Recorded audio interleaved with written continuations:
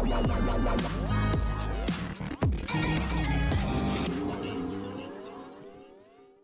Everyone, you are watching serial Siyapa Kumkum Bhagya के आज रात के एपिसोड की शुरुआत में आरवी कहेगा कि कब गुंडों ने उन्हें राइट्स में अटैक किया और गुंडे पूर्वी को अटैक कर रहे थे। दादाजी कहते हैं कि पूर्वी ठीक तो है। तभी हरलीन कहती है कि हाँ हाँ दादाजी, ये वही लड़की है जिसने आपकी जान बचाई थी। हरमन कहता है तो फिर?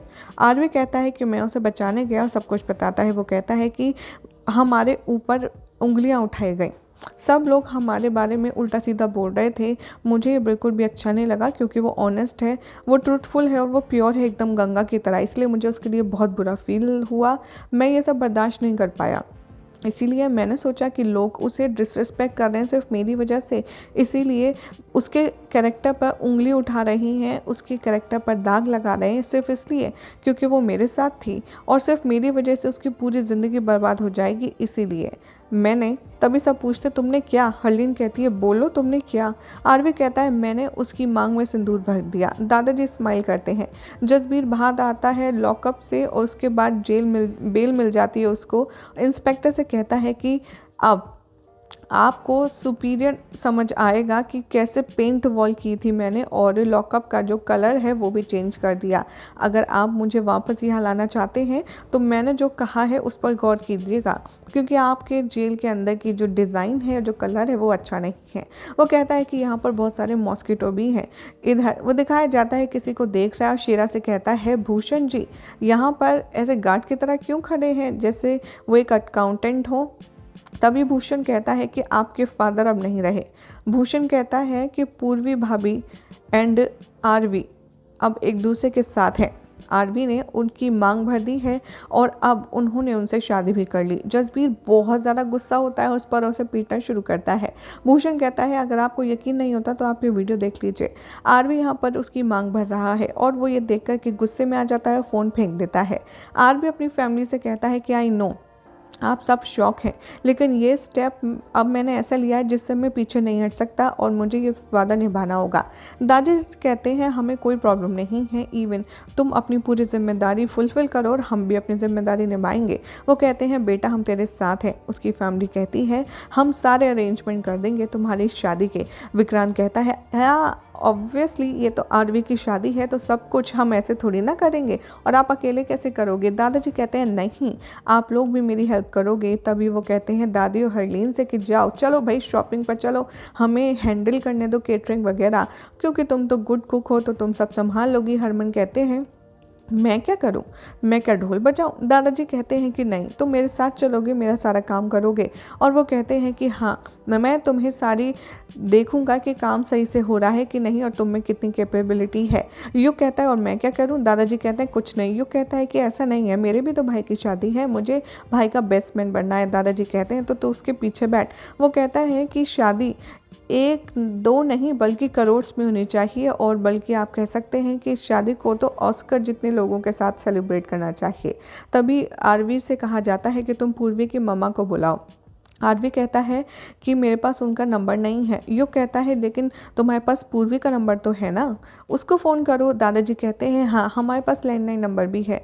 तभी वो कहते हैं कि मैंने देखा था अपने दिल से कि ये रिश्ता होगा और इसीलिए मैं हमेशा सारी इन्फॉर्मेशन रखता था। हरमन कहते हैं अब ये थ्रेश कौन है। दादा कहते हैं युग यहाँ मुझे पूर्वी का नंबर दो, मैं खुद अपने कुंग फू फ्रेंड्स के बेटे के साथ में टेलीकॉम इंडस्ट्री में रहा हूँ और पूर्वी का लैंडलाइन नंबर मैंने वहीं से निकाला ताकि मैं उसकी फैमिली से बात कर सकूँ। वो एक बहुत ही अच्छे आदमी है हमारी फैमिली में से। हरमन तभी उसे कॉल करने के लिए कहते हैं। हरमन कहते हैं कि हमें सबसे पहले बात करनी चाहिए। दादाजी कहते हैं कि यस हम डायरेक्टली ऐसे बात करेंगे और वो फ़ोन मिला देते हैं। कहते हैं बज रहा है। विशाखा जैसी कॉल उठाने वाली होती है तभी अशोक उसे रोक देता है और कहता है कि मुझे ऐसा फील हो रहा है कि ये कॉल आरवी के घर से है। वो कहता है कि हमने आरवी की आंखों में सच्चाई देखी थी, तभी जो भी गुड है वो अच्छी अच्छी बातें कहता है। पूर्वी एकदम सही है, उसके शब्द मेरे दिल को छू गए। तभी वो कहता है कि आई एम श्योर कि आरवी के यहाँ सही होगा, पूर्वी सच में बहुत अच्छी है, ऑनेस्ट है, ट्रूथफुल है और ये कॉल ज़रूर देखना तुम उसी के लिए होगा। विशाखा प्राची से कहती है तुम उठाओ। प्राची कॉल पिक करती है और उनको ग्रीट करती है। दादाजी कहते हैं तुमने मुझे पहचाना? प्राची कहती है नहीं। दादाजी से कहते हैं कि तुम मुझसे मिली हो, क्या तुम पूर्वी की माँ हो? वो कहता है कि मैं आरवी का दादा बोल रहा हूँ। प्राची कहती है चरण स्पर्श दादाजी।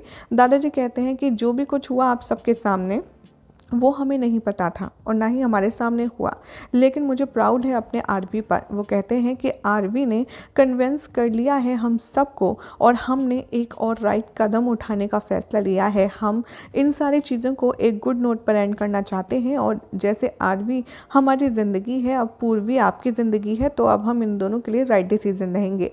प्राची कहती है जी। दादाजी कहते हैं आई विश कि मैं आरवी को आपके पास भेज सकता और पूर्वी को उसके साथ भेज सकता। आरवी और पूर्वी एक दूसरे को जान ले डिनर डेट पर, सो दैट वो दोनों अपनी पसंद नापसंद के बारे में बात कर ले। मैरिज डिसीजन जो है मैरिज का वो लाइफ टाइम डिसीजन होता है, इसीलिए युग पूर्वी के नंबर पर हमने कॉल करने का फैसला लिया ताकि आप पूछ लें और आप कॉल स्पीकर पर डालिए। प्राची कहती है कि ठीक है।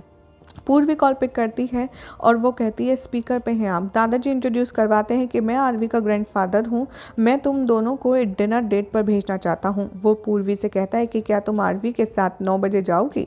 वो कहती है कि मेरी फैमिली कल आपसे मिलेगी। प्राची परमिशन दे देती है पूर्वी को। दादाजी कहते हैं प्राची ने भी परमिशन दे दी है। पूर्वी यस कहती है। दादाजी कहते हैं मेरी ब्लेसिंग्स तुम्हारे साथ हैं, जो भी तुम्हारा फैसला होगा। विशाखा कहती है कि तुम क्या पहनोगी? जसबीर वीडियो देखता है, शीरा से कहता है कि तुम आओ मेरे साथ, अब मुझे इसका ठिकाने लगाना होगा। इधर वो कहता है कि ये सब कुछ कब कैसे हुआ, मुझे पूरी डिटेल चाहिए। जसबीर कहता है कि मैं जब जेल में था मुझे इतना सफोकेटेड फील लग रहा था ना कि मैं बाहर जाना चाहता था। चाचा जी कहते हैं कि ठीक है गार्ड्स तुम भी जसबीर के साथ जाओ। इधर विशाखा कॉल करती है पूर्वी को और कहती है इट्स 8:55, क्या तुम रेडी हो? दिया वहाँ आती है। विशाखा कहती है पूर्वी तुम अभी रेडी नहीं हो। पूर्वी वहाँ आती है। विशाखा कहती है खुशी से कि डेस्टिनी आपके साथ एकदम अच्छा करती है और वैसे भी तुम्हें देखो कितना अमीर बंदा मिला है। तभी वो कहती है कि हाँ वो बहुत ज़्यादा रिच है और अगर उसकी कोई गर्लफ्रेंड नहीं होगी, क्या तुम्हें ऐसा लगता है? तभी वो कहती है कि हाँ उसने इस तरीके से शादी अनाउंस कर दी, उससे इतना करेजस स्टेप उठाया तो लगता है वो सिंगल ही होगा। लेकिन तुम एकदम बेवकूफ़ लड़की की तरह वहाँ मत बैठ जाना। जब डेट पर जाओगी तो अच्छे से इधर उधर देखना और देखना कि क्या वो अच्छा लड़का है भी नहीं, अदरवाइज़ हम उसे डिवोर्स दे देंगे। और पूर्वी उसे देखती रह जाती है। यही सब दिखाया जाएगा शो के अपकमिंग ट्रैक में। देखना होगा काफ़ी इंटरेस्टिंग कि क्या होता है इनकी लव स्टोरी का। फिलहाल तो ऐसे मज़ेदार अपडेट्स के लिए चैनल को सब्सक्राइब कर लीजिए, वीडियो को लाइक शेयर करना बिल्कुल भी ना भूलें।